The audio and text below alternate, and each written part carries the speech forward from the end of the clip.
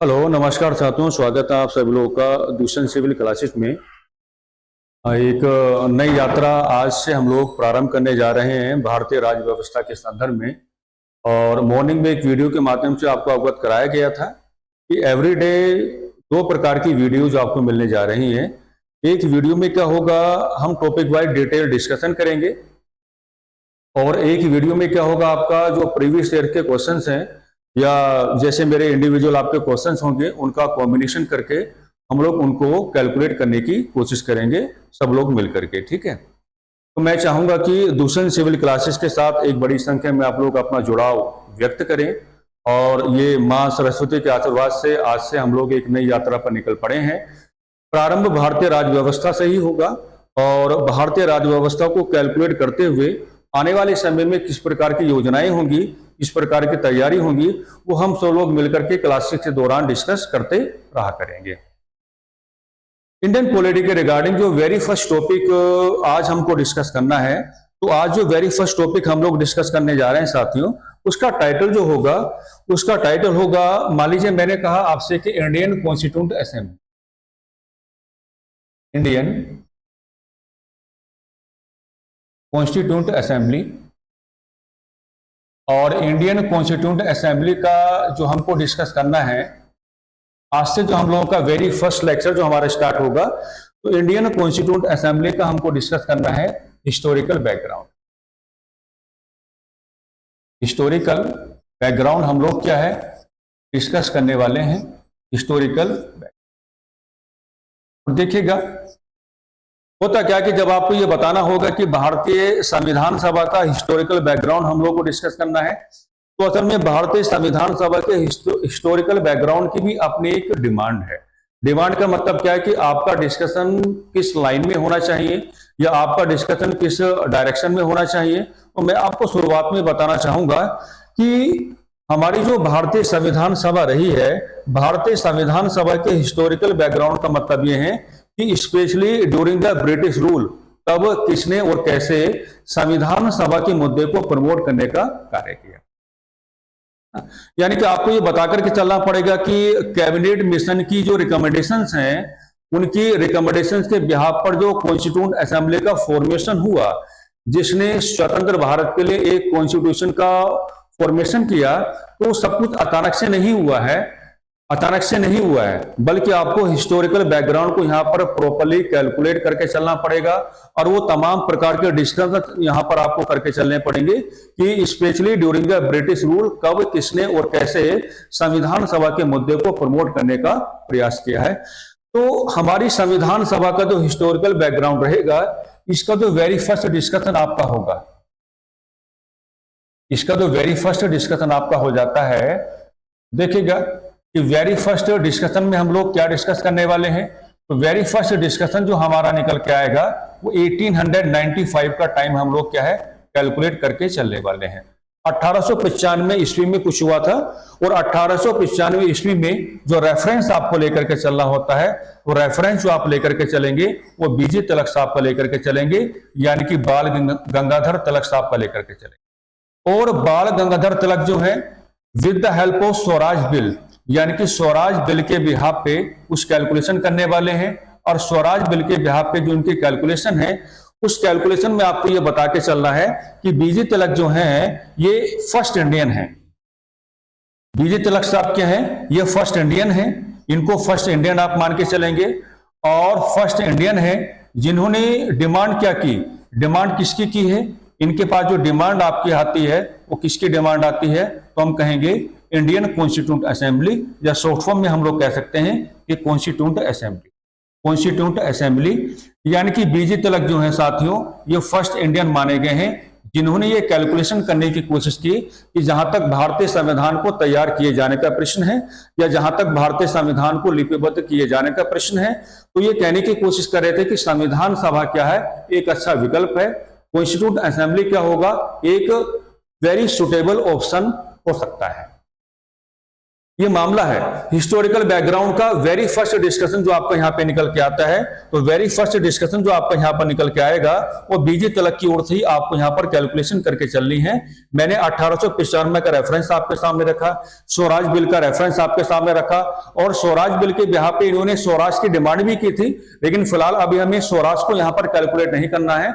हमारी जो proper calculation होगी वो किस पर आधारित होनी चाहिए, specially on the lines of Indian constituent assembly. तो ये फर्स्ट पर्सन माने गए हैं। लेकिन मामला क्या है, मामला यह है कि जब आप इसको एग्जामिनेशन हॉल में लेकर के जाने की बात करोगे तो इनकी जो कॉन्स्टिट्यूंट असेंबली की डिमांड है, इस डिमांड को इनफॉर्मल डिमांड कहा जाता है। ये क्वेश्चन आपसे ऐसे भी पुटअप किया जाता है कि भाई कॉन्स्टिट्यूंट असेंबली की डिमांड जो है तो किसकी डिमांड को आप इनफॉर्मल डिमांड के रूप में कैलकुलेट करके चलेंगे, जिसको हिंदी में आप क्या कहते हैं, संविधान सभा की अनौपचारिक मांग। तो आप देख पा रहे होंगे कि बीजे तिलक 1895 में वेरी इफेक्टिव कैलकुलेशन कर रहे हैं, यानी कि 1895 एडी में ही उन्होंने हमको एक विजन दे दिया कि हमको संविधान सभा के मुद्दे को specially before the British government हमें स्टैब्लिश करके चलना पड़ेगा। और उस समय ही जो बीजे तिलक है आप देख पा रहे होंगे कि अपने नेचर में या अपने बिहेवियर में वेरी प्रोग्रेसिव आपको नजर आ रहे हैं। लेकिन मेन मुद्दा यहाँ पे ये है कि इनकी डिमांड को अनौपचारिक मांग हिंदी में क्यों कहा गया और इंग्लिश में इनफॉर्मल डिमांड क्यों कहा गया। अगर आप इसको कैटेगराइज करके चलना चाहते हैं या रिगार्डिंग दिस आप वेरी इफेक्टिव कोई कैलकुलेशन करना चाहते हैं, तो मैं तो आपको यही रास्ता देना चाहूंगा कि जो ग्राउंड पॉलिटिक्स ऑफ महाराष्ट्र है आप उसकी एक बार कैलकुलेशन करें। Ground politics of Maharashtra, ground politics of Maharashtra, आप इसको एक बार कैलकुलेट करने की बात करें। और ये जो आपका ग्राउंड पॉलिटिक्स ऑफ महाराष्ट्र है इसमें एक डिफरेंस आपको नजर आएगा। इसमें क्या है, एक डिफरेंस आपको नजर आएगा। और डिफरेंस किस किस के बीच में आपको नजर आएगा, तो एक तरफ तो आपको मिलेंगे बीजे तिलक, एक तरफ तो आपको कौन दिखाई पड़ेंगे साथियों, बीजे तिलक आपको दिखाई पड़ेंगे।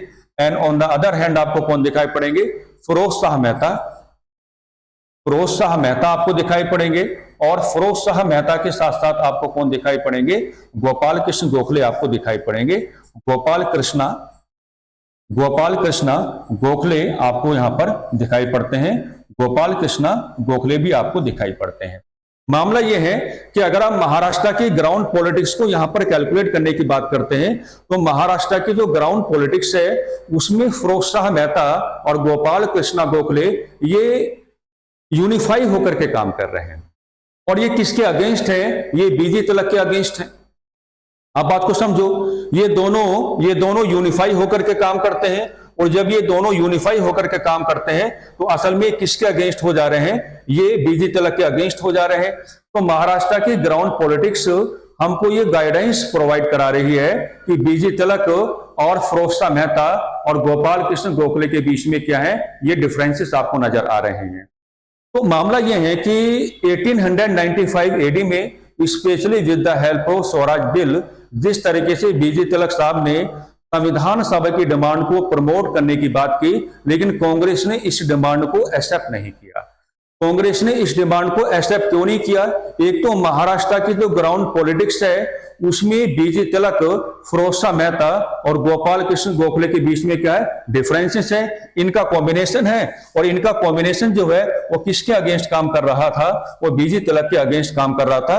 तो अगर बीजे तिलक की डिमांड को कांग्रेस एक्सेप्ट करके चलती तो नो डाउट बीजे तिलक का जो एक स्टेटस है वो कांग्रेस में काफी क्या हो जाता, इफेक्टिव हो जाता, पॉजिटिव हो जाता। लेकिन आप देख पा रहे होंगे कि 1895 एडी में कांग्रेस में जो है मॉडरेट्स की मेजोरिटी है, यानी कि जो आपके उदारवादी हैं उदारवादियों का बहुमत है। और वैसे भी जो आपके बीजे तिलक हैं ये उग्रवादी खेमे से आते हैं, और जो आपके फिरोज शाह मेहता हैं या जो आपके गोपाल कृष्ण गोखले हैं ये उदारवादी खेमे से आते हैं। तो चाहे तो उदारवादियों और उग्रवादियों का डिफरेंस आप कैलकुलेट कर लो तो भी आपकी बात बन जाएगी, या चाहे महाराष्ट्र की जो ग्राउंड पॉलिटिक्स है उसका रेफरेंस भी आप दे करके चल सकते हैं। अगर आप इन दोनों प्रकार के रेफरेंसेस को पॉजिटिवली यहां पर स्टैब्लिश करके चलेंगे तो ये बताना आपके लिए वेरी कन्वीनियंट हो जाता है कि 1895 एडी में बीजे तिलक की डिमांड तो ठीक थी, लेकिन कांग्रेस ने उस डिमांड को एक्सेप्ट क्यों नहीं किया? क्योंकि कांग्रेस ने इस डिमांड को एक्सेप्ट नहीं किया। That's why this demand is considered as a informal demand regarding to Indian constituent assembly.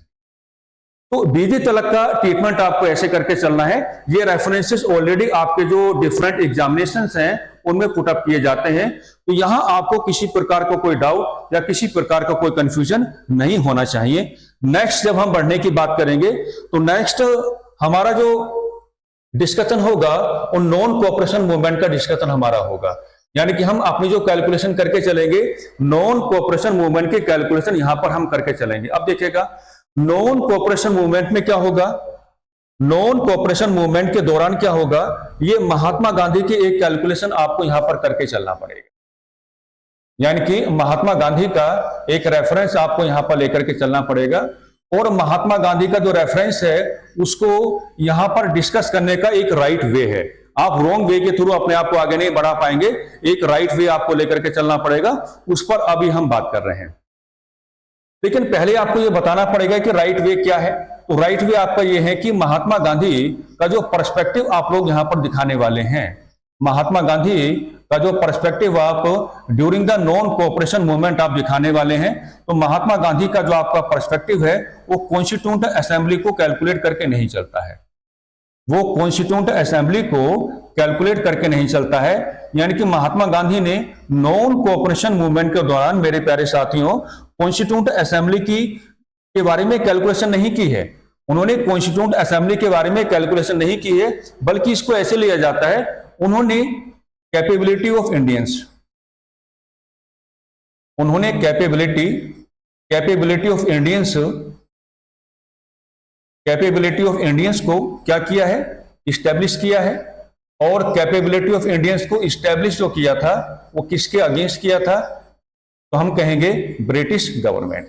हम क्या कहेंगे, ब्रिटिश गवर्नमेंट कहेंगे, हम क्या कहेंगे, ब्रिटिश गवर्नमेंट कहेंगे। तो ये राइट वे है, ये इसको आप साइंटिफिक वे भी कह सकते हैं। यानी कि नॉन कोऑपरेशन मूवमेंट के दौरान महात्मा गांधी का एक पॉलिटिकल एंड कॉन्स्टिट्यूशनल पर्सपेक्टिव तो आपके सामने आता है, लेकिन वो अपने पॉलिटिकल एंड कॉन्स्टिट्यूशनल पर्सपेक्टिव में कॉन्स्टिट्यूंट असेंबली की डिमांड को कैलकुलेट नहीं कर रहे थे, बल्कि उन्होंने इंडियंस की जो कैपेबिलिटी है वो ब्रिटिश गवर्नमेंट के अगेंस्ट इस्टेब्लिश करने का कार्य किया है। As we know during the British rule जो आपके ब्रिटिशर्स हैं वो वेरी कंटिन्यूअसली हम लोगों पर नेगेटिव कमेंट्स करते रहे, यानी कि हम लोगों को बारबेरिक कहा गया, हम लोगों को इनकैपेबल कहा गया, हम लोगों को अनसोशेबल कहा गया। ठीक है, ये वेरी कंटिन्यूअसली जो आपके ब्रिटिशर्स हैं वो हम लोगों का जो एक पर्सनैलिटी है उस पर नेगेटिव कमेंट्स करते रहे थे उस समय। लेकिन specially during the non cooperation movement जिस तरीके से महात्मा गांधी ने हम इंडियंस की कैपेबिलिटी को ब्रिटिश गवर्नमेंट के सामने रखा, ये वाकई में क्या था, उनका एक वेरी पॉजिटिव पर्सपेक्टिव या वेरी पॉजिटिव स्टेटमेंट आप कह सकते हैं, एक्शन आप कह सकते हैं, माना जाता है। इसमें महात्मा गांधी ने आखिर कहा क्या था, तो महात्मा गांधी का मानना यह था कि भाई जहां तक भारतीय संविधान को लिपिबद्ध किए जाने का प्रश्न है या जहां तक भारतीय संविधान को तैयार किए जाने का प्रश्न है, regarding all these values all rights should be vested in the hands of Indians. यानी कि हिंदी में साफ साफ उन्होंने ये कहा कि जहां तक भारतीय संविधान को तैयार किए जाने का प्रश्न है, तमाम प्रकार के जो अधिकार हैं वो भारतीयों के हाथों में होने चाहिए। इसी बात को एग्जामिनर क्या करेगा ना, वो आपको कंफ्यूज करके चलता है, वो सीधा आपको ये कहेगा कि निम्न में से ऐसा कौन सा इंडियंस है जिन्होंने या जिसने भारत के संविधान के संदर्भ में भारतीयों की योग्यताओं को ब्रिटिश गवर्नमेंट के अगेंस्ट एस्टेब्लिश किया या उसके सामने प्रस्तुत किया। तो आपको महात्मा गांधी का रेफरेंस लेकर के चलना पड़ेगा। इसलिए वेरी साइंटिफिक वे मैंने आपको बताया है। 1921 में during the non cooperation movement Mahatma Gandhi constituent assembly की डिमांड को प्रमोट नहीं कर रहे थे, बल्कि संविधान को लिपिबद्ध किए जाने के कॉन्टेक्स्ट में वो हमारी जो कैपेबिलिटी है, हमारी कैपेबिलिटी को ब्रिटिश गवर्नमेंट के अगेंस्ट क्या है, प्रमोट करने की बात कर रहे थे। तो ये चीज आपको इस हिसाब से क्या है, कैलकुलेट करके चलना पड़ता है। हिस्टोरिकल बैकग्राउंड जो हमारी संविधान सभा का है, उसमें नेक्स्ट कैलकुलेशन जो आपकी होगी साथियों, तो नेक्स्ट कैलकुलेशन के रिगार्डिंग आपको क्या बनाना पड़ेगा, आपको यहां पर एक सीक्वेंस जनरेट करना पड़ेगा। आपको यहां पर क्या है, आपको यहां पर एक सीक्वेंस जनरेट करना पड़ेगा। और ये जो आप सीक्वेंस जनरेट करके चलेंगे, इसमें सबसे पहले आपको यहां पर क्या स्टैब्लिश करके चलना पड़ेगा, government of India act, government of India act 1919, government of India act 1919। और आपको ये बता के चलना पड़ेगा कि गवर्नमेंट ऑफ इंडिया एक्ट 1919 का पर्पस क्या था, मेन पर्पस क्या था, what was the main purpose of it. तो मेन पर्पस आप लोग कैसे बता पाएंगे कि पॉलिटिकल, आप ऐसा कह सकते हैं कि political and constitutional, political and constitutional development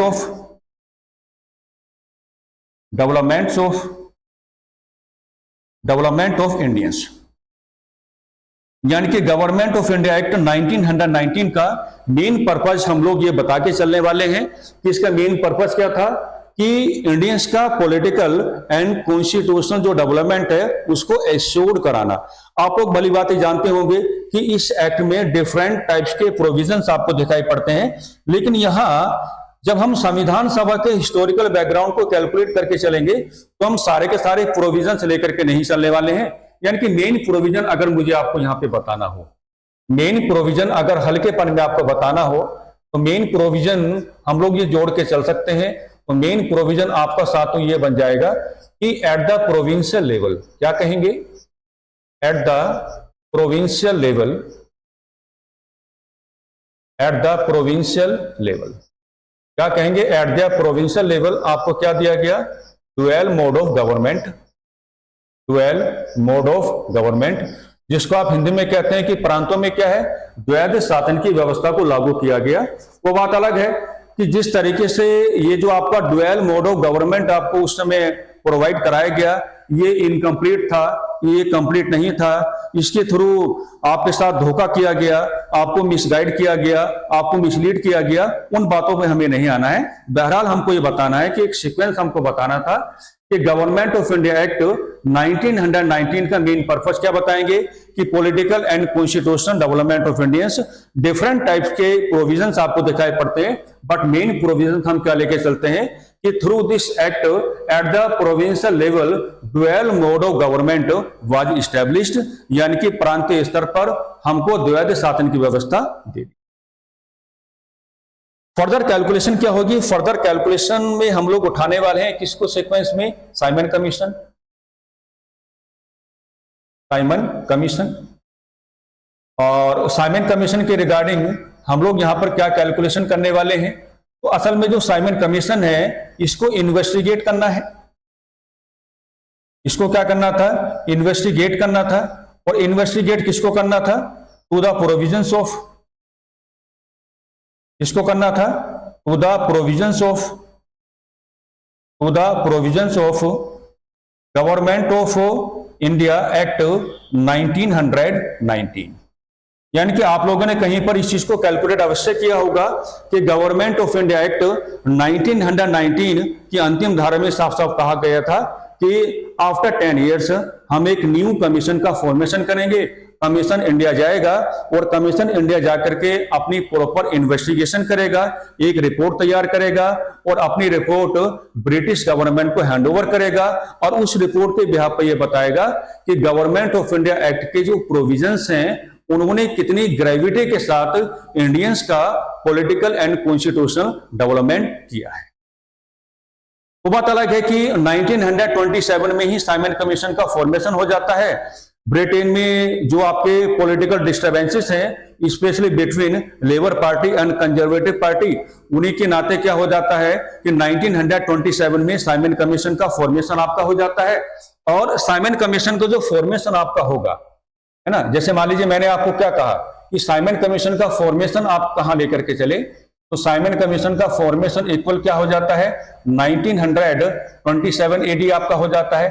तो साइमन कमीशन का जो फॉर्मेशन आपका 1927 एडी आपका हो जाता है, इसके अगेंस्ट अब आपको क्या दिखाना पड़ेगा सीक्वेंस में, इसके अगेंस्ट आपको दिखाना पड़ेगा रिएक्शन ऑफ, क्या दिखाना पड़ेगा? रिएक्शन ऑफ आईएनसी, यानी कि भारतीय राष्ट्रीय कांग्रेस की प्रतिक्रिया आपको दिखानी पड़ेगी। और जब भारतीय राष्ट्रीय कांग्रेस की प्रतिक्रिया मेरे प्यारे साथी दिखाने की बात करेंगे तो अपने आप को अननेसेसरी कंफ्यूज करके नहीं चलेंगे। रिएक्शन अगर आपको दिखाना होगा तो एक कांग्रेस का सेशन आपको दिखाना पड़ेगा, और ये सेशन कहां पर है? दिसंबर 1927 में है, दिसंबर 1927 में है। और सेशन कहां पे आपको दिखाई पड़ेगा? मद्रास में आपको दिखाई पड़ेगा। और this session presided over bye, आप क्या कहेंगे? This session presided over by doctor Ansari, doctor Ansari, doctor Ansari, right. यानी कि साइमन कमीशन का फॉर्मेशन आपका 1927 एडी में है, लेकिन इसके अगेंस्ट क्या है? हमको भारतीय राष्ट्रीय कांग्रेस का एक रिएक्शन यहां पर दिखाना पड़ेगा। और रिएक्शन दिखाने का जो एग्जामिनेशन ओरिएंटेड आपका ग्राउंड बनता है, आप कांग्रेस के मद्रास सेशन को यहां पर कैलकुलेट करके चलेंगे। कांग्रेस के मद्रास सेशन को प्रिसाइड ओवर करने का कार्य डॉक्टर अंसारी ने कहा था, और कांग्रेस ने अपनी इसी सेशन में 2 टाइप्स के जो आपके डिक्लेरेशंस हैं वो आपके सामने स्टैब्लिश किए थे। कांग्रेस का मानना यह था कि हम साइमन कमीशन के फॉर्मेशन का भी विरोध करेंगे, और हम लोग साइमन कमीशन के इंडिया में अराइवल को भी क्रिटिसाइज करके चलेंगे। उसके अगेंस्ट हमारा क्या होगा? कंप्लीट एजिटेशन होगा। तो ये सेशन आपके लिए क्या हो जाता है? एग्जामिनेशन पॉइंट ऑफ व्यू से वेरी वेरी मोस्ट इंपोर्टेंट आपका हो जाता है। डन, कोई दिक्कत नहीं होनी चाहिए। अब क्या होगा?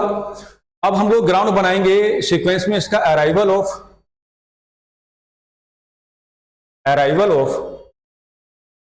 Simon commission, arrival of Simon commission, arrival of Simon commission. तो मेरे प्यारे साथी क्या कहेंगे कि साइमन कमीशन का जो अराइवल है वो 3 फरवरी 1928 में है। और सबसे पहले कहां पहुंचा? बॉम्बे। सबसे पहले कहां पहुंचा? बॉम्बे पहुंचा। कांग्रेस का रिएक्शन आपको मैंने बता दिया है, और हमें कांग्रेस की ओर से ही मेजर कैलकुलेशन यहां पे करनी है। फिलहाल आपको ये बिल्कुल नहीं बताना है कि जब साइमन कमीशन का इंडिया में अराइवल होता है तो कांग्रेस के अलावा जो भी आपके मेजर पॉलिटिकल ऑर्गेनाइजेशंस हैं उनका साइमन कमीशन के रिगार्डिंग किस तरह का बिहेवियर रहा है उस पर आपको कैलकुलेशन नहीं करनी है। यहां हमें कांग्रेस को कैलकुलेट करना है।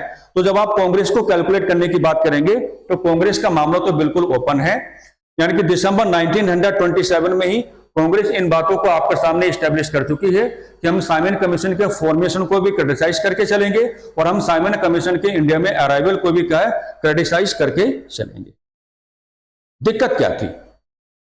साइमन कमीशन इंडिया में आ गया है, और अगर आप कांग्रेस को साइमन कमीशन के अराइवल के साथ स्टैब्लिश करके चलने की बात करेंगे तो कांग्रेस की ओर से आपको क्या दिखाना पड़ेगा? कंप्लीट एजिटेशन आपको दिखाना पड़ेगा। कांग्रेस की ओर से आपको क्या दिखाना पड़ेगा? कंप्लीट एजिटेशन आपको दिखाना पड़ेगा।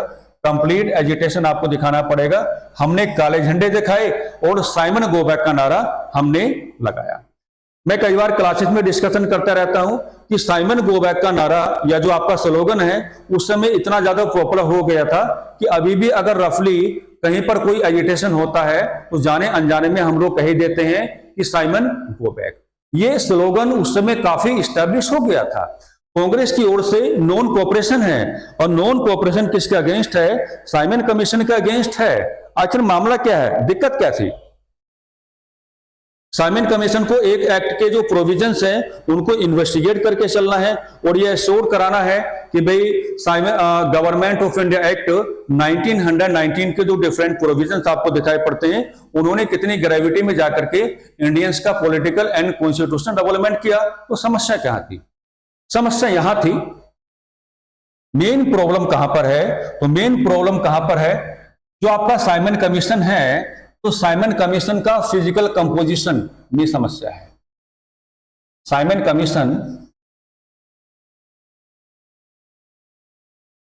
कमीशन का जो फिजिकल कंपोजिशन आप देखेंगे,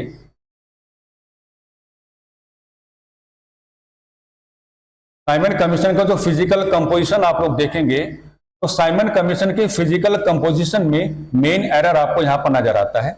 और मेन एरर क्यों नजर आता है? जैसा कि आप लोग भली बात जानते होंगे कि साइमन कमीशन को हमने क्या कहा था? हमने साइमन कमीशन को व्हाइट कमीशन कहा था।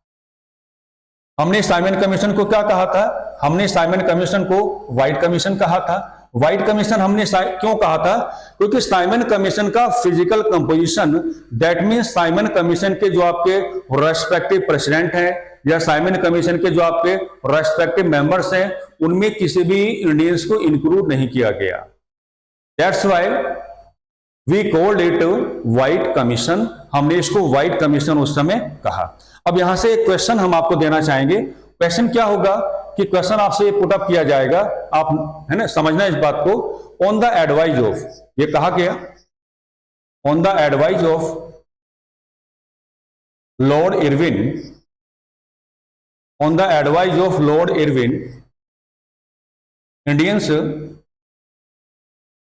Indians were excluded from Simon Commission,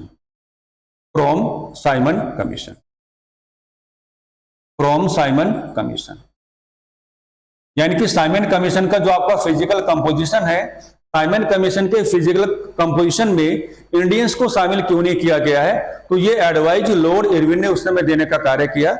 और लॉर्ड इरविन का ये मानना था कि अगर साइमन कमीशन के फिजिकल कंपोजिशन में हम लोग इंडियंस को इंक्लूड करके चलते हैं तो साइमन कमीशन को जो अपना फंक्शन करना है, साइमन कमीशन का जो एक पॉलिटिकल एंड कॉन्स्टिट्यूशनल बिहेवियर होगा, उसमें जो आपके इंडियंस होंगे और डिस्टर्बेंस लाने का कार्य करेंगे, यानी कि इंटरप्शन लाने का कार्य करेंगे। इसलिए लॉर्ड इरविन की एडवाइस को कंसीडर करते हुए ब्रिटिश गवर्नमेंट की ओर से साइमन कमीशन के फिजिकल कंपोजिशन में किसी भी इंडियंस को इंक्लूड नहीं किया गया। और यही हमारा मेजर कंसर्न रहा कि आपने हमको शामिल क्यों नहीं। कांग्रेस की ओर से कंप्लीट नॉन कोऑपरेशन है। मैं फिर आपको बताना चाहूंगा, हमने काले झंडे दिखाए, साइमन गो बैक का नारा लगाया और हमने साइमन कमीशन के साथ कांग्रेस की ओर से जब आप बात करने की बात करेंगे तो प्रॉपरली नॉन कोऑपरेटिव बिहेवियर उस समय किया। अब इससे क्या होगी? इससे ब्रिटिश गवर्नमेंट को परेशानी होगी कि भाई हमने आप के पॉलिटिकल एंड कॉन्स्टिट्यूशन डेवलपमेंट को एश्योर्ड किए जाने के रिगार्डिंग एक कमीशन इंडिया में भेजा है, लेकिन आपका तो उसके अगेंस्ट क्या है? नॉन कोऑपरेशन है। तो इससे ब्रिटिश गवर्नमेंट को क्या होगा? बेचैनी होगी, परेशानी होगी। तो वो जो बेचैनी है या वो जो परेशानी है उसको किस तरीके से कैलकुलेट किया जाता है? तो यहां पर हम कह सकते हैं कि रिएक्शन ऑफ ब्रिटिश गवर्नमेंट, और यहां पर आप लोग ब्रिटिश गवर्नमेंट का रिएक्शन जो एस्टेब्लिश करने की बात करेंगे, उसमें उस समय सेक्रेटरी ऑफ, या आप कह पाएंगे सेक्रेटरी फॉर इंडियन स्टेट जो आपको दिखाई पड़ते हैं वो क्या है? आपके बर्किन हेड हैं। वो क्या आपके बर्किन हेड हैं। और ये जो आपके बर्किन हेड हैं, बर्किन हेड एक चैलेंज हमको देने की बात करेंगे। बर्किन हेड की ओर से क्या होगा? एक चैलेंज हमको दिया जाएगा। ये सीधा सीधा हमको चैलेंज करने की बात करेंगे और ये जो हमको चैलेंज देने की बात करेंगे उस चैलेंज में साफ साफ ये कहने की बात करेंगे कि लगता है आप कैपेबल हो चुके हैं। क्या कहा मैंने? कि लगता है कि आप कैपेबल हो चुके हैं, क्योंकि साइमन कमीशन के रिगार्डिंग तो आप नॉन कोऑपरेटिव बिहेवियर कर रहे हो। और क्योंकि आप साइमन कमीशन के रिगार्डिंग नॉन कोऑपरेटिव बिहेवियर कर रहे हो, है ना, हम तो आपका वेलफेयर कराना चाहते हैं, भाई हमें तो आपका पॉलिटिकल एंड कॉन्स्टिट्यूशनल वेलफेयर कराना है, लेकिन आप साइमन कमीशन के regarding non cooperative behaviour very continuously जो आप कर रहे हो, तो लगता है कि आप लोग कैपेबल हो गए हो। दैट्स वाई हम आपको एक चैलेंज देना चाहते हैं। और चैलेंज हम आपको ये देना चाहते हैं कि भैया एक काम करो, एक कॉन्स्टिट्यूशनल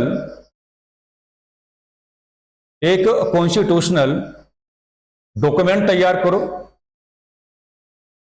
एक कॉन्स्टिट्यूशनल डॉक्यूमेंट तैयार करो। और ये जो आपका कॉन्स्टिट्यूशनल डॉक्यूमेंट होगा, इसके थ्रू आप लोग ये बताएंगे कि किस वे में आप लोग इंडियंस का पॉलिटिकल एंड कॉन्स्टिट्यूशनल डेवलपमेंट चाहते हैं। यानी कि उस समय के जो सेक्रेटरी फॉर इंडियन स्टेट है बर्किन हेड, उन्होंने सीधा चैलेंज हमको देने की बात की जो मैं आपको बता पा रहा हूं कि लगता है कि आप लोग अब कैपेबल हो गए हैं, क्योंकि हमारे एक कमीशन के अगेंस्ट वेरी कंटिन्यूसली आप नॉन कोऑपरेटिव बिहेवियर कर रहे हो। हम आपको चैलेंज देते हैं और चैलेंज हम आपको ये देते हैं कि भैया आप अपने हिसाब से एक ऐसा कॉन्स्टिट्यूशनल डॉक्यूमेंट तैयार करें और उसी के बिहाफ पे आप बताएं कि इन व्हाट वे आप इंडियंस का किस तरीके से पॉलिटिकल एंड कॉन्स्टिट्यूशनल डेवलपमेंट चाहते हैं। लेकिन उस समय एक कंडीशन भी स्टैब्लिश की गई कि जो भी आपका कॉन्स्टिट्यूशनल डेवलपमेंट सॉरी जो भी आपका कॉन्स्टिट्यूशनल डॉक्यूमेंट आप लोग प्रिपेयर करेंगे उससे केवल कांग्रेस ही सहमत नहीं होनी चाहिए, उससे केवल कांग्रेस का ही सहमत होना नेसेसरी नहीं होगा, बल्कि उन्होंने ये कहा कि इंडिया में जो वेल इस्टेब्लिश्ड पॉलिटिकल ऑर्गेनाइजेशन है वो इक्वली क्या करें, अपनी सहमति व्यक्त करें रिगार्डिंग दिस कॉन्स्टिट्यूशनल डॉक्यूमेंट। हमने कहा वी आर रेडी, हमने कहा वी आर रेडी, है ना। हमने क्या कहा, हमने सीधा सीधा क्या कहा, वी आर रेडी, हम क्या है, तैयार हैं। भैया जब आपने हमको चैलेंज दे ही दिया है तो हम आपके चैलेंज को एक्सेप्ट करते हैं। हमने सीधा क्या कहा, वी आर रेडी। और जब हमने ये कहा कि वी आर रेडी तो उसका कंक्लूजन आप कुछ रूप में जोड़ के चलेंगे। 1928 में क्या होगा, under the presidentship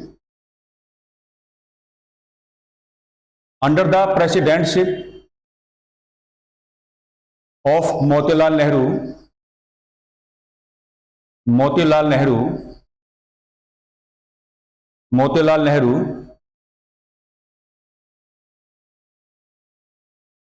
a constituent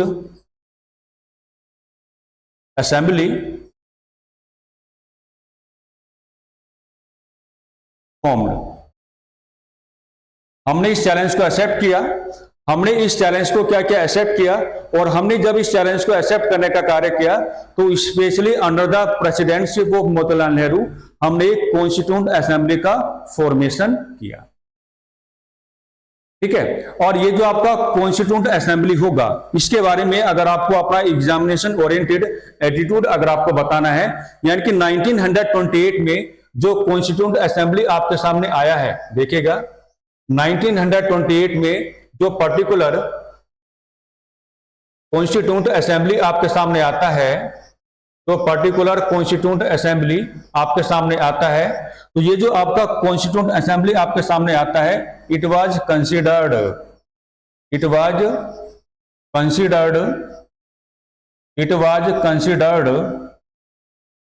as first Indian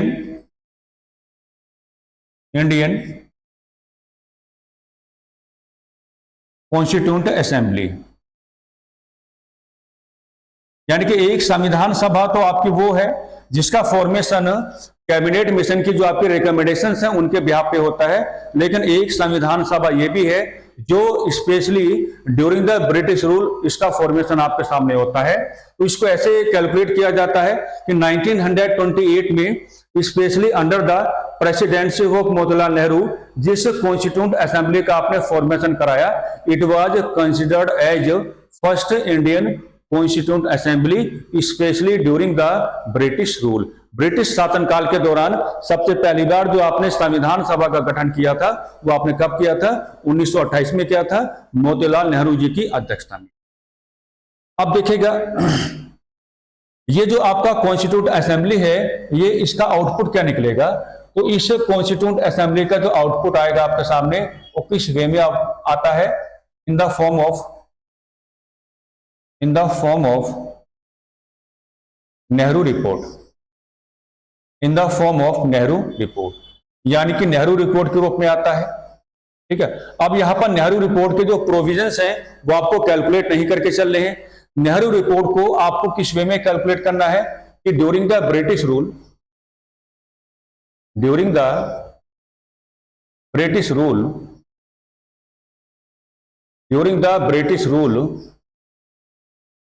it was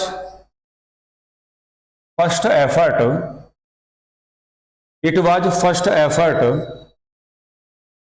of Indians regarding to frame regarding to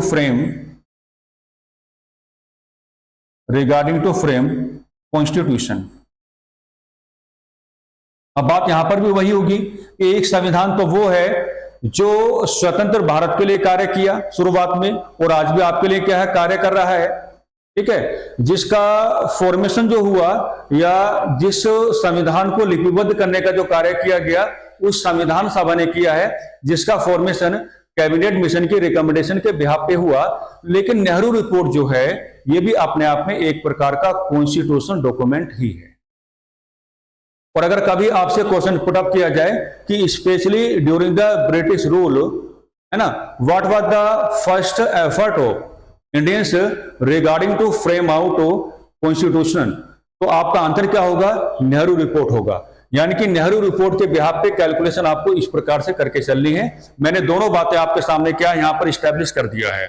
1928 में जो कॉन्स्टिट्यूंट असेंबली आपका होगा, it was considered as first Indian constituent assembly specially during the British rule. ये आपको मान के चलना पड़ेगा। और इसका आउटपुट किस रूप में आपको लेकर के चलना है, नेहरू रिपोर्ट के रूप में आपको लेकर के चलना है। और नेहरू रिपोर्ट जो आपका है वो ब्रिटिश शासनकाल में संविधान को बनाए जाने की दिशा में हमारा पहला कदम है। हमने नेहरू रिपोर्ट के बिहाफ पे जो कॉन्स्टिट्यूशनल डॉक्यूमेंट तैयार किया वो भी अपने आप में एक प्रकार का क्या है, संविधान ही माना गया है। इसको एक बार देख लें आप।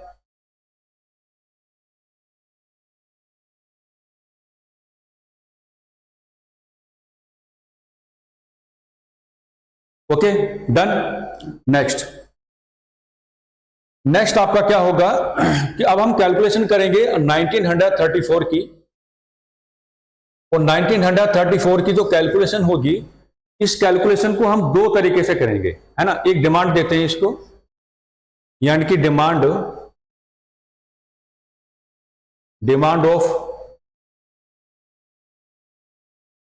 Constituent assembly, demand of constituent assembly. अब इसमें आपको क्या कैलकुलेशन करना पड़ेगा कि जो आपका क्वेश्चन होगा, क्वेश्चन के जो डायरेक्शंस होंगी वो टू टाइप्स की डायरेक्शंस आपसे जनरली क्या है, पुटअप की जाती है। क्वेश्चन जो आपका होगा या तो होगा on the lines of organisation, on the lines of organisation, या फिर क्वेश्चन क्या होगा आपका on the lines of person. तो 1934 में संविधान सभा जैसा जो ऑप्शन है या संविधान सभा की डिमांड को जो प्रमोट करने का कार्य किया जाएगा, तो प्रमोट जो करने का कार्य किया जाएगा, एक तो मिलेगा आपको पॉलिटिकल ऑर्गेनाइजेशन, और जो आपको पॉलिटिकल ऑर्गेनाइजेशन मिलेगा उसको आप क्या कहेंगे, Congress socialist party. Congress socialist party क्या कहेंगे, कांग्रेस सोशलिस्ट पार्टी कहेंगे, यानी कि कांग्रेस समाजवादी पार्टी कहेंगे। और अगर इंडिविजुअली बताना हो तो नाम किसका लेंगे, M.N. रॉय, यानी कि मानवेंद्र नाथ रॉय। तो 1934 में संविधान सभा को प्रमोट करने के रिगार्डिंग टू टाइप्स के जो एक्शंस हैं आपके सामने आते हैं। एक एक्शन जो है वो कांग्रेस सोशलिस्ट पार्टी की ओर से आता है, यानी कि जो कांग्रेस सोशलिस्ट पार्टी है ये भारतीय संविधान को लिपिबद्ध किए जाने के कॉन्टेक्स्ट में संविधान सभा के ऑप्शन को बेस्ट ऑप्शन या वेरी सुटेबल ऑप्शन मान के चलती है। साथ ही साथ जो आपके मानवेंद्र नाथ राय हैं वो भी संविधान सभा का जो ऑप्शन है आपके सामने यहां पर रखते हैं 1934 में। बट यहां से प्रमोट आप किसको करके चलेंगे, तो यहां से जो आप प्रमोट करके चलने वाले हैं तो हम आपको बताना चाहेंगे कि प्रमोट जो आपको करना है तो प्रमोट आप किसको करेंगे, M.N. राय साहब को करेंगे, मानवेंद्र नाथ रॉय साहब को करेंगे। और इनकी जो डिमांड है, आप क्वेश्चन निकालो, इनकी जो आपकी डिमांड है, इनकी डिमांड को आपने कैसे कंसिडर किया, as a formal demand, as a formal demand, as a formal demand, as a formal demand of constituent assembly, as a formal demand of constituent assembly. औपचारिक मांग के रूप में आप लेके चले, है ना। तो ऐसा क्यों हुआ? 1895 एडी में जिस तरीके से बीजे तिलक ने कॉन्स्टिट्यूंट असेंबली की डिमांड को प्रमोट करने की बात की, है ना, कांग्रेस ने उस समय उनकी डिमांड को एक्सेप्ट नहीं किया। रीजंस मैंने आपको बता दिए हैं। तो उनकी जो कॉन्स्टिट्यूंट असेंबली की डिमांड है, आपने क्या कहा उसको? इनफॉर्मल डिमांड, अनौपचारिक मांग कहा। यानी कि उनकी डिमांड को निगेटिवली आपको लेकर के चलना है। और निगेटिवली का मतलब क्या होगा? Specially on the behalf of Indian national Congress. लेकिन यहां 1934 में दो प्रकार की मेजरली कैलकुलेशन हमारे सामने है। कांग्रेस सोशलिस्ट पार्टी भी संविधान सभा की डिमांड को प्रमोट कर रही है। संविधान सभा दैट मीन्स कॉन्स्टिट्यूंट असेंबली को वेरी सुटेबल ऑप्शन मान के चलती है। और जो आपके मानवेंद्र नाथ राय हैं, ये भी कॉन्स्टिट्यूंट असेंबली के ऑप्शन को वेरी सुटेबल ऑप्शन मान के यहां पर चल रहे हैं। लेकिन प्रमोशन आपको किसको देना है? मानवेंद्र नाथ राय को देना है। और इनकी डिमांड को क्या कहा गया? फॉर्मल डिमांड कहा गया। भैया इनकी डिमांड को फॉर्मल डिमांड क्यों कहा जा रहा है? आपको बता के चलना पड़ेगा। इनकी डिमांड को फॉर्मल डिमांड आप क्यों कह करके चल रहे हैं? क्योंकि इनकी डिमांड को कांग्रेस की ओर से एक्सेप्ट कर लिया गया। इनकी डिमांड को कांग्रेस की ओर से क्या एक्सेप्ट कर लिया गया। अब आपको एक रीजन यहां पर एस्टैब्लिश करके ये चलना पड़ेगा कि इनकी डिमांड को कांग्रेस की ओर से एक्सेप्ट क्यों किया जा रहा है। इस समय कांग्रेस में जो मेजोरिटी है वो असल में यूथ क्लास की है। और यूथ क्लास को लीड करने वाले कौन है? पंडित नेहरू और सुभाष चंद्र बोस। और दोनों ही अपने नेचर में, करैक्टर में, बिहेवियर में क्या है? सोशलिस्ट हैं। और जो आपके मानवेंद्र नाथ राय हैं, ये कौन है आपके? ये कम्युनिस्ट हैं। ये आपके क्या है? कम्युनिस्ट हैं। ये आपके क्या है? कम्युनिस्ट हैं, यानी कि साम्यवादी हैं। तो असल में मैं हमेशा कहता रहता हूं कि अगर कोई व्यक्ति अपने जीवन के किसी कोने में साम्यवादी बना, यानी कि कम्युनिस्ट बना, तो कभी ना कभी समाजवादी अवश्य रहा होगा। कहने का मतलब ये है, हम लोग एज अ कंक्लूजन ये यहां पर ये बात स्टैब्लिश करके चल सकते हैं कि यहां मामला क्या है? यहां मामला विचारों में समानता का है। यानी कि पंडित नेहरू समाजवादी हो गए हैं, सुभाष चंद्र बोस समाजवादी हो गए हैं, कांग्रेस का व्यवहार भी क्या है? समाजवादी बना हुआ है। मानवेंद्र नाथ राय क्या है? साम्यवादी हैं। विचारधारा में क्या हो जाएगी? समानता, यानी कि सिमिलैरिटी स्टैब्लिश हो जाएगी। और उसी के बिहाफ पे जो आपका कांग्रेस है, ये 1935 में अपनी मांगों के एजेंडे में संविधान सभा की डिमांड को एक्सेप्ट करके चलेगी। 1935 से लगातार भारतीय राष्ट्रीय कांग्रेस ब्रिटिश गवर्नमेंट के अगेंस्ट कॉन्स्टिट्यूंट असेंबली की डिमांड को प्रमोट करती रहेगी। ये कंक्लूजन आपने अब तक के डिस्कशन से निकाल लिया है। और मैंने दोनों बातें आपको बता दी हैं कि बीजे तिलक का फेल्योर कैसे है और जो आपके मानवेंद्र नाथ राय हैं उनका सक्सेस आप किस प्रकार से यहां पर कैलकुलेट करके चलेंगे। तो 1935 तक आते आते हमारे डिस्कशन में कंक्लूजन हमको मिल जाता है कि कांग्रेस के पास एक मेजर डिमांड है। और मेजर डिमांड क्या है? कॉन्स्टिट्यूंट असेंबली की है, जिस पर कांग्रेस वेरी कंटिन्यूअसली काम करती रहेगी। ब्रिटिश गवर्नमेंट के अगेंस्ट इस डिमांड को प्रमोट करती रहेगी कि we need a constituent assembly regarding to frame out Indian constitution which is going to work free India. ये कंक्लूजन आपने यहां से क्या है? निकाल लिया है। तो संविधान सभा का जो हिस्टोरिकल बैकग्राउंड है, उसका पार्ट 1 जो आज हमने आपके सामने स्टैब्लिश मैं कर रहा हूं, हम सब लोग मिलकर जैसे डिस्कशन कर रहे हैं, तो पार्ट 1 में कांग्रेस के कैलकुलेशन हम करेंगे केवल 1935 तक। यहां से आगे कांग्रेस की जो कैलकुलेशन आपकी होती है वो होगी आपकी 1940 से हम लोग कैलकुलेट करके चलेंगे। सेकेंड वर्ल्ड वॉर का एक एनवायरनमेंट हम लोग क्लास में कल जनरेट करने वाले हैं और वहां से कांग्रेस को फर्दर हम लोग क्या है?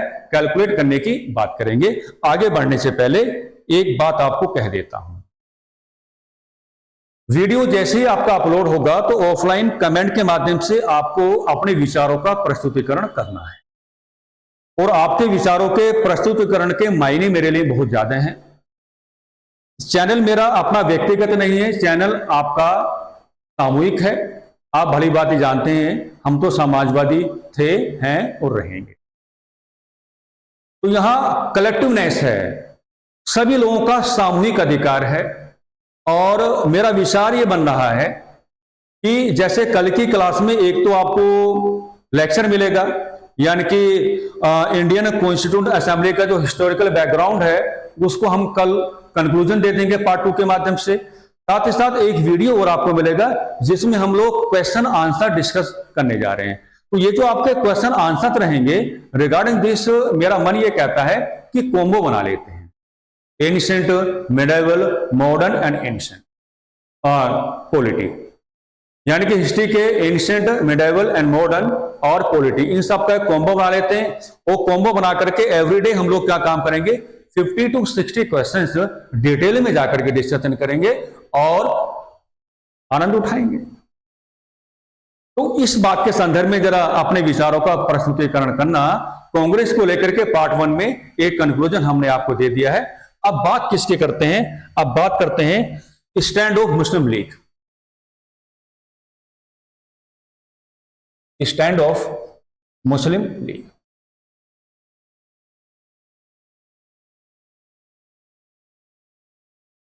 मुस्लिम लीग का जो स्टैंड है वो यहां पर क्या आपको बता करके चलेगा।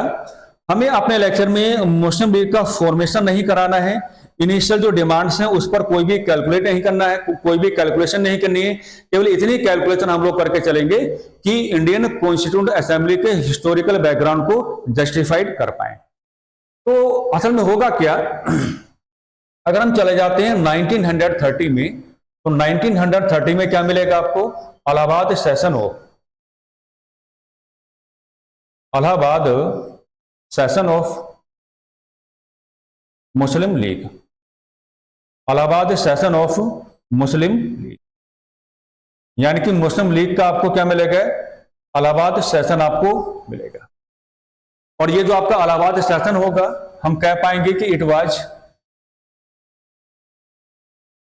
प्रिसाइडेड ओवर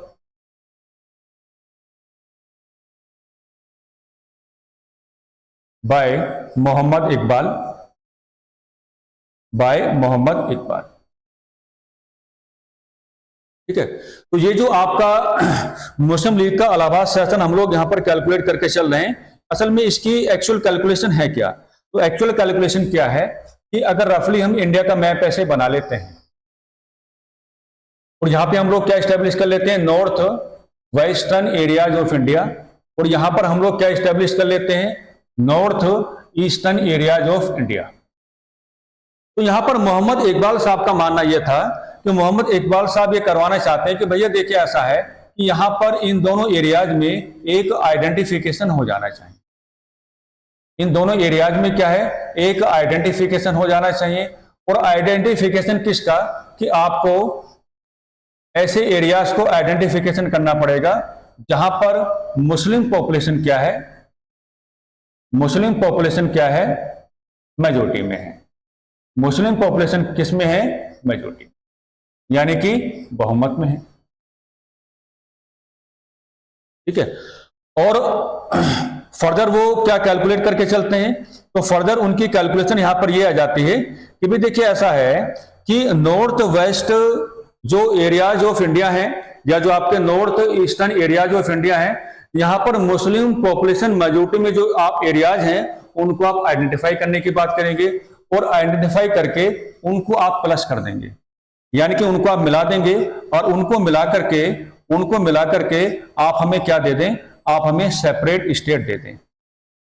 उनको मिलाकर के आप हमें क्या दे दें, आप हमें एक पृथक राज्य दे दें। दैट्स मीन्स आप हमें क्या दे दें, एक सेपरेट स्टेट दे दें। और ये जो सेपरेट स्टेट होगा इसका पर्पस क्या होगा, इसका पर्पस क्या होगा, तो इसका पर्पस ये होगा कि political and constitutional development of Muslims, political and constitutional development of Muslims. ये टूनिशियन थ्योरी नहीं है, हम आपको बताना चाहेंगे कि ये टूनिशियन थ्योरी नहीं है, ये सेपरेट स्टेट की कैलकुलेशन है। यानी कि मुस्लिम लीग के लाहौर सेशन में हम लोग टूनिशियन थ्योरी को कैलकुलेट करके नहीं चल रहे हैं, हम लोग सेपरेट स्टेट के कॉन्सेप्ट को कैलकुलेट करके चल रहे हैं। तो 1930 का जो मुस्लिम लीग का इलाहाबाद सेशन आपको दिखाई पड़ता है, उसमें ये मेजर कैलकुलेशन है मोहम्मद इकबाल की कि north western areas of India and north eastern areas of India, यहां पर आप ऐसे एरियाज का आइडेंटिफिकेशन करें जहां पर मुस्लिम पॉपुलेशन क्या है, मेजोरिटी में आपको दिखाई पड़ती है, और उन एरियाज को मिलाकर के आप एक सेपरेट स्टेट बना दें। और इसे सेपरेट स्टेट का मेन पर्पस क्या होना चाहिए कि political and constitutional development of Muslims, यानी कि ये वेरी फर्स्ट कैलकुलेशन है जो इस चैप्टर की क्या बनती है, आपकी डिमांड बनती है, या इस टॉपिक की आपकी क्या बनती है, डिमांड बनती है। नेक्स्ट क्या होगा, नेक्स्ट एक करेक्टर आपको दिखाई पड़ेगा 1934 एडी में। 1934 एडी में अनदर करेक्टर आपको दिखाई पड़ेंगे, और ये जो आपके अनदर करेक्टर हैं ये कौन, आपके चौधरी रहमत अली हैं।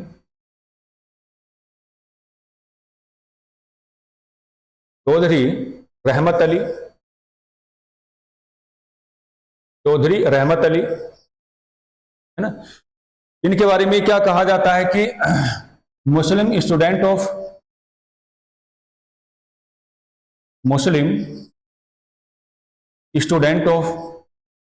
Cambridge University, Cambridge University, Muslim student of Cambridge University. और ये जो आपके चौधरी रहमत अली हैं, इनके बारे में हम लोग यहां पर क्या कैलकुलेशन करके चलने वाले हैं कि with the help of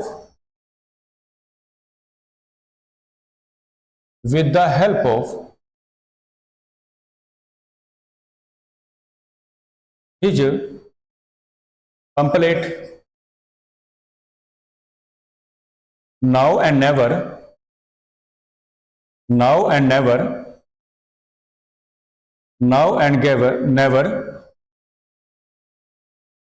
he gave a terminology,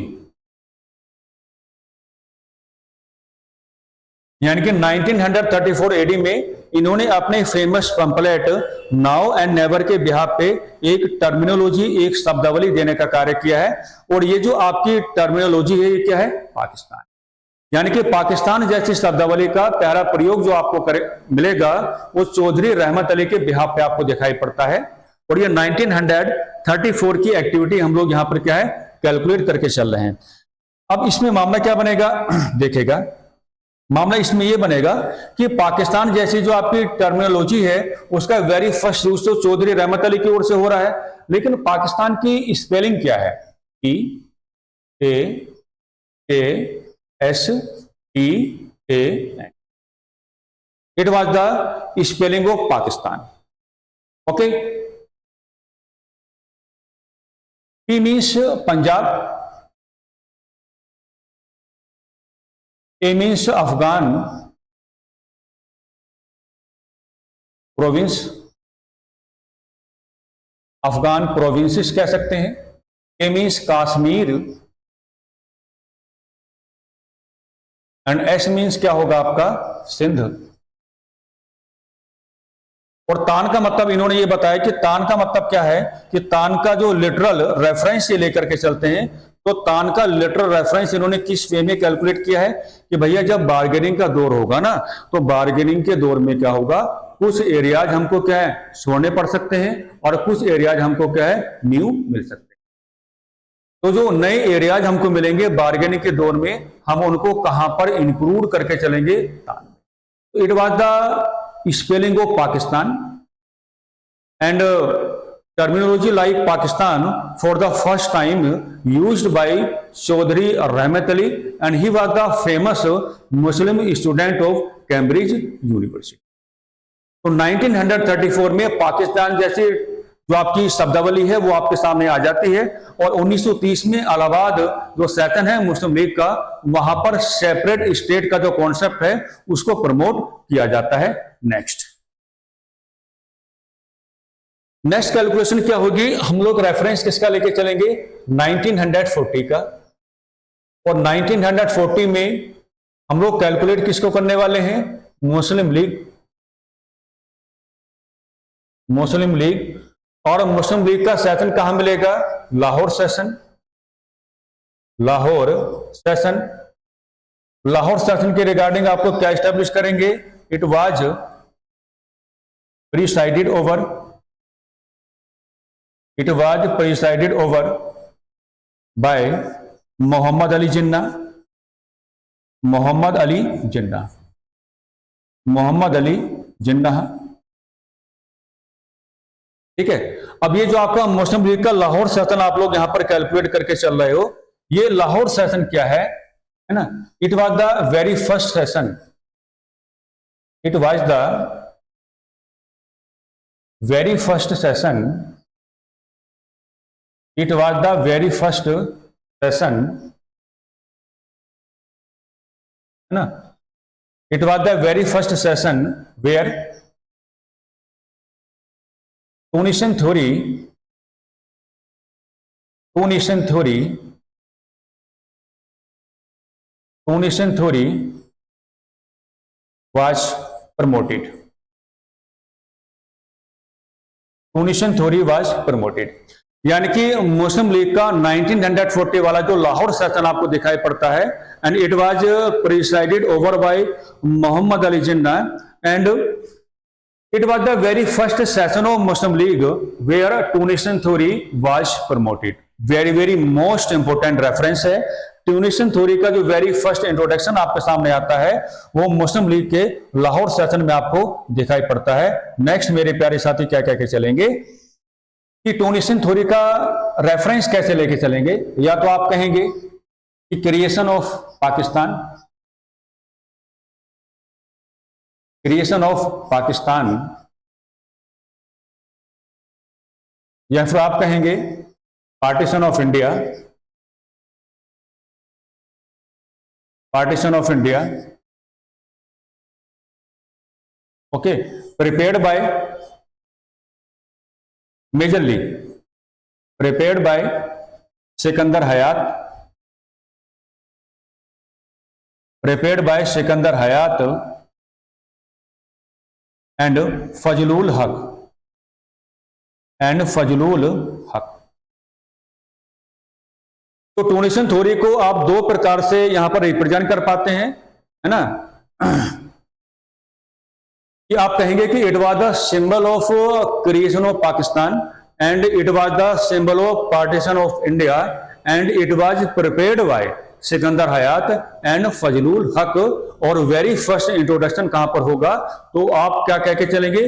Lahore session of Muslim league, जो रेफरेंस हमने आपके सामने यहां पर क्या है इस्टेब्लिश किया है। ओके, अब देखिएगा ये जो टू नेशन थ्योरी का कॉन्सेप्ट है, टू नेशन थ्योरी, तो टू नेशन थ्योरी के बिहाफ पे जब आप लोग कैलकुलेट करने की बात करते हैं तो टू नेशन थ्योरी में जो पर्सपेक्टिव ऑफ मोहम्मद अली जिन्ना है, perspective of Mohammad Ali Jinnah, perspective of Mohammad Ali Jinnah,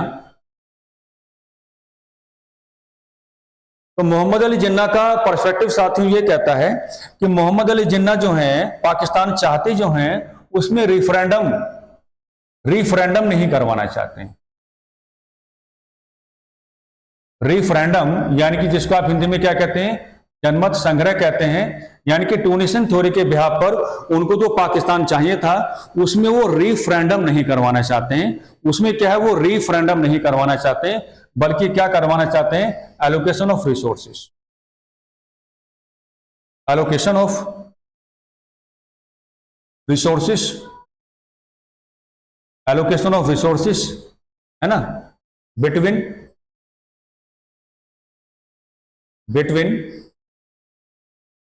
Hindu society and Muslim society, Hindu society and Muslim society. असल में टू नेशन थ्योरी के बिहाफ पर मोहम्मद अली जिन्ना की मेजर कैलकुलेशन ये रहती है, तो कहते हैं कि इंडिया में जो वैदिक कल्चर है, वैदिक कल्चर की जो रूट्स हैं वेरी डीप है, और वेरी डीप हैं तो इसका मीनिंग ये उन्होंने लगाया कि इंडियन हिंदू सोसाइटी अपना डेवलपमेंट कराने का अधिकार रखती है। इन द सेम वे जो आपका इंडियन मुस्लिम सोसाइटी है वो भी अपना डेवलपमेंट कराने का अधिकार रखती है। लेकिन दोनों ही जो आपकी सोसाइटीज हैं, अगर उनका डेवलपमेंट है ना, जो आपके कॉमन ग्राउंड ऑफ रिसोर्सेस है उन पर अगर आधारित हो जाएगा तो अननेसेसरी जो आपके कन्फ्लिक्ट्स हैं वो जनरेट होते रहेंगे। यानी कि वो ये चाहते हैं कि भैया संसाधनों का बंटवारा कर दो, और जब संसाधनों का बंटवारा करोगे तो भारत का जो हिंदू समाज है वो भी अपना डेवलपमेंट कराता रहेगा, और पाकिस्तान में जो मुस्लिम सोसाइटी होगी वो अदर या डिफरेंट रिसोर्सेस का यूज करते हुए अपना डेवलपमेंट कराता रहेगा। ये मेजर कैलकुलेशन उनकी थी, specially in the light of two nation theory. Referendum नहीं है, एलोकेशन ऑफ रिसोर्सेस है, और वेरी पॉजिटिव डेफिनेशन देने की बात करते हैं, है ना। दोनों ही समाजों के डेवलपमेंट की बात करते हैं, लेकिन दोनों ही समाजों के डेवलपमेंट के रिगार्डिंग जो the respective ground of resources है उसको डिफरेंट बनाना चाहते हैं। रिसोर्सेस का क्या है, एलोकेशन करवाना चाहते हैं, क्योंकि उनका मानना था कि अगर दोनों ही समाज अपने अपने विकास को लेकर के समान संसाधनों पर डिपेंड हो जाएंगे तो अनावश्यक संघर्ष पनपेंगे, और अनावश्यक संघर्षों को अगर आपको दूर करना है तो आप रिसोर्सेस का एलोकेशन करें। ओके, तो ये पार्ट 1 हमने डिस्कस कर लिया है regarding to the historical background of Indian constituent assembly. 1935 में कांग्रेस का एक कंक्लूजन आपके सामने है कि कांग्रेस की एक मेजर डिमांड हमने आपको बता दिया है, कॉन्स्टिट्यूंट असेंबली। मुस्लिम लीग के पास कॉन्स्टिट्यूंट असेंबली की कोई डिमांड नहीं है, और मुस्लिम लीग को हमने 1930 से कैलकुलेट किया और 1940 तक हम लेकर के गए, लेकिन मुस्लिम लीग के पास जो मेजर डिमांड अब आ गई है पाकिस्तान, और मुस्लिम लीग पाकिस्तान की डिमांड को ही क्या है, प्रमोट करके चलेगी। कल जब आप क्लास में सेकेंड वर्ल्ड वॉर का इन्वायरमेंट बनाएंगे तो वहां पर कांग्रेस की मेजर डिमांड्स आपको जनरेट करानी पड़ेंगी, और मुस्लिम लीग की मेजर डिमांड आपको जनरेट करानी पड़ेगी, और उसी के बिहाफ पर ब्रिटिश गवर्नमेंट के साथ क्या होगा, एक बार्गेनिंग का दौर हम लेकर के चलेंगे, और उसी बार्गेनिंग के दौर का लास्ट कंक्लूजन किस रूप में आपके सामने आएगा, specially as a formation of cabinet mission plan. तो फर्दर कैलकुलेशन क्या करते हैं, कल करते हैं, ठीक है। वीडियो आपका अपलोड हो जाएगा, वीडियो का आनंद लेना, बड़े प्यार से वीडियो को समझना, और कमेंट्स के माध्यम से आप मुझे बताना कि भाई किस प्रकार की कमियां हैं, किस प्रकार के सुधार की आवश्यकता है। सब कुछ आपका है, समाजवाद है, सामूहिकता है। बस इन्हीं शब्दों के साथ नमस्कार, धन्यवाद।